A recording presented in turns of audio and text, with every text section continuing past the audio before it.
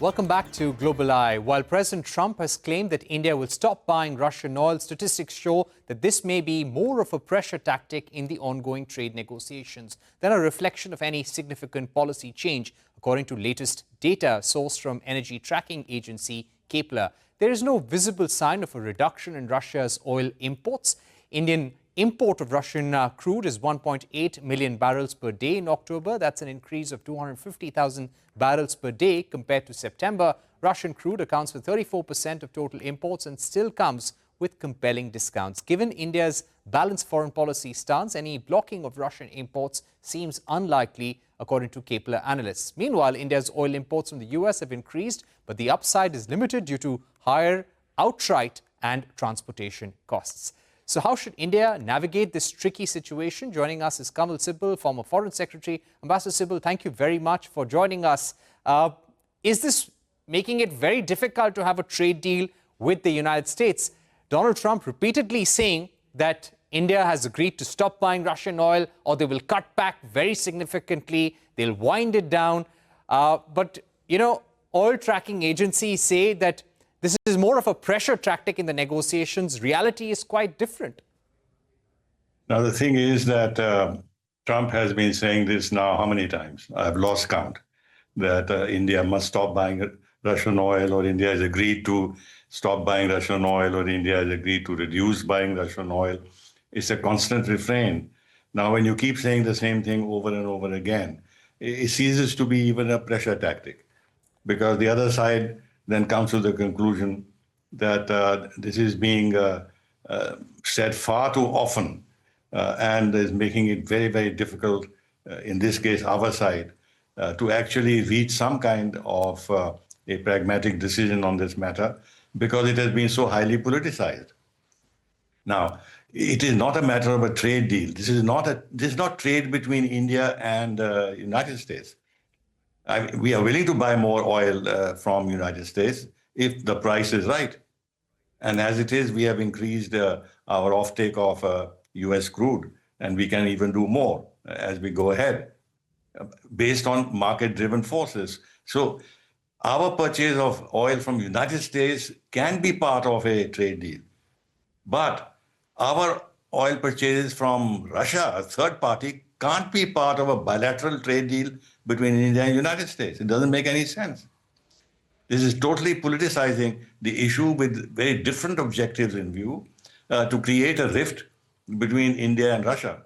More so, President Putin is coming here after 3 years for the annual summit, and there is no way that India should in any way not make the atmosphere of the visit less congenial than it ought to be. We should do everything to keep the atmospherics positive. And it's not only that. When the visit takes place, it has to produce results. Otherwise, where's the sense of having a summit with a partner like Russia? And when at the end of the day, after he comes here, we don't achieve actually, notable results. Now, those notable results have to be in the field in which Russia has the capacity to meet our needs, and that is oil and natural gas, our investments in their energy sector, defense, acquisition of defense material, fertilizers, coal, and things like that. Now, all this can be construed as fueling Russia's financial capacity to continue the Ukraine war. I mean, you can stretch the argument as much as you like. So Trump has created needless obstacles by his habit of just speaking too much and needlessly, and in a sense, acting on the global stage to show that he is fully in control. He can bend the will of other countries as he likes, and that everybody is ready to please him. He has been spoiled by the deal he had with the European Union and Japan and South Korea, and he thinks he can extract the same kind of deal from India. Now, from our point of view, yes, both countries should come out of the deal thinking that they have gained something. That the US should gain, we should gain, which means it should be an equal and fair deal. It can't be a one-sided. Master Sibal, right. You're right in saying that possibly US wants to break the India-Russia relationship for the long term. But is this just about India and Russia? Because our energy purchases from the US have gone up 60% year on year.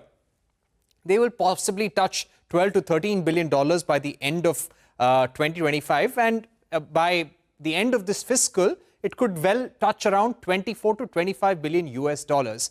Is this just about energy, or is this also about the India-Pakistan conflict and India not acknowledging Trump's role over there? Because Trump, when he speaks about Russia, Ukraine, he also speaks about how he has brought several conflicts around the world, India, Middle East, Pakistan, all to an end.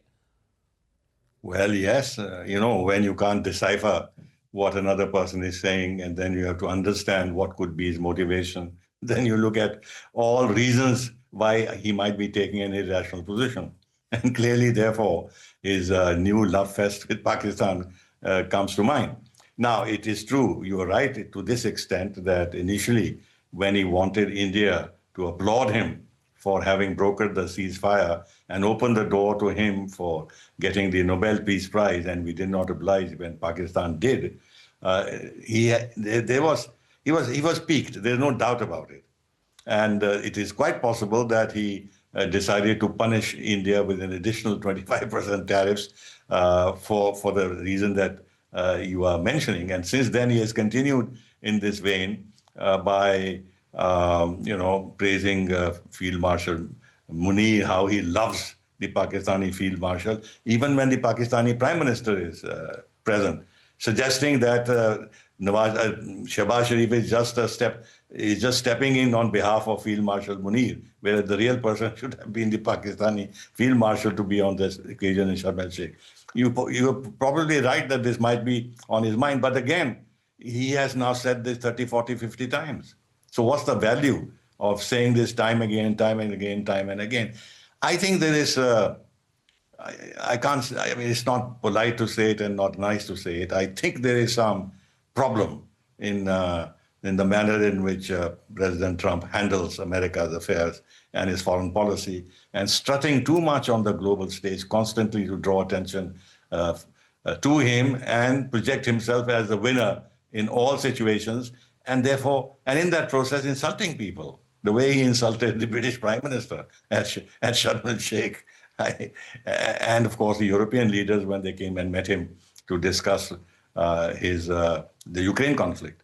So that is his habit. Fortunately, he's been kind to our Prime Minister. He's not said anything personal against him, which shows that there is a way out for us, that if we can solve his other matters and remove those irritants, his basic thinking and approach towards India is animated by a positive feeling towards the Prime Minister. So there, right, hopefully, we can build on it in the future. All right. Ambassador Sibal, I'd also like to understand from you that will India now have to come up with some clever diplomacy in order to arrive with a trade deal with the United States, considering we've done whatever we could? Multiple sources say that we've given them a good deal. From January onwards, we've made concessions on bourbon whiskey.